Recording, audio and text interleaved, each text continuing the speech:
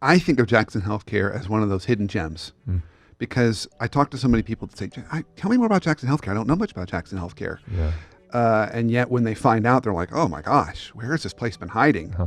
So for listeners that don't know, haven't found that gem yet, tell us a little bit about Jackson Healthcare.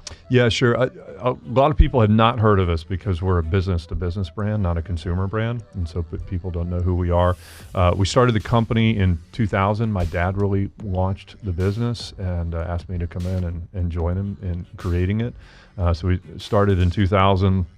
We are in healthcare services and technology. So the biggest part of what we do is providing clinicians in all 50 states, and then technology to support and help make sure that patients have access to care whenever and wherever they need it.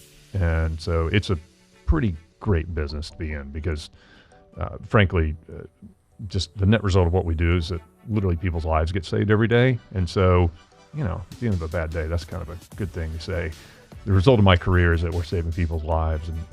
So we get to do that, but we're celebrating our 20th anniversary this year. Wow, We congrats. have just tremendous growth. We have just over 1,500 associates that work for us, about 1,100 of them in Alpharetta, Georgia, our corporate headquarters.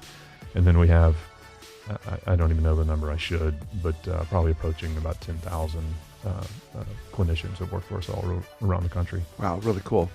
And so historically, I haven't spent time with you guys in a little while, but Yeah. historically, you were broken into lots of smaller businesses We are. within the Jackson Healthcare kind of family, That's right. which also makes this conversational culture interesting. It sure Because does. you've got to share the same DNA, but there may be a little bit of differences between the siblings. Yeah, that's right. And it's good. So Jackson Healthcare is kind of the parent brand, and we have 16 different companies that have their own brands, and that's actually how we go to market. And I like That to all joke- that all live in that building. yeah, a lot of them are Most here of- in Alpharetta. yeah. Some of them are in other parts of the country, but a lot of them are in our corporate headquarters.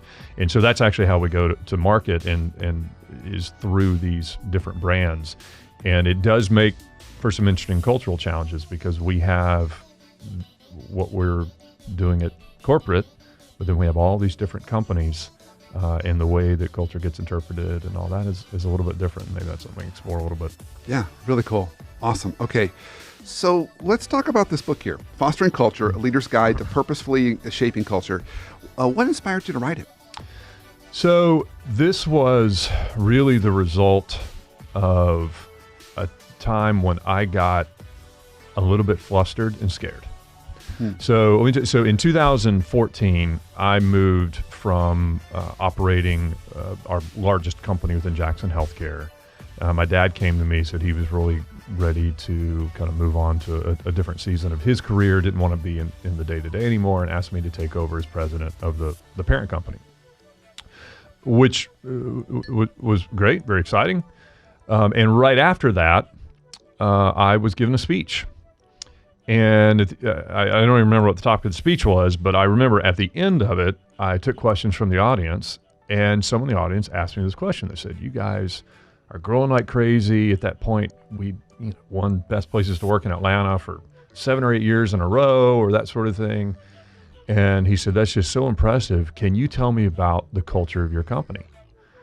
Now, I like to consider myself a fairly well-spoken person on just about any topic. And I was stumped. And I'm in front of all these people, and I'm like, we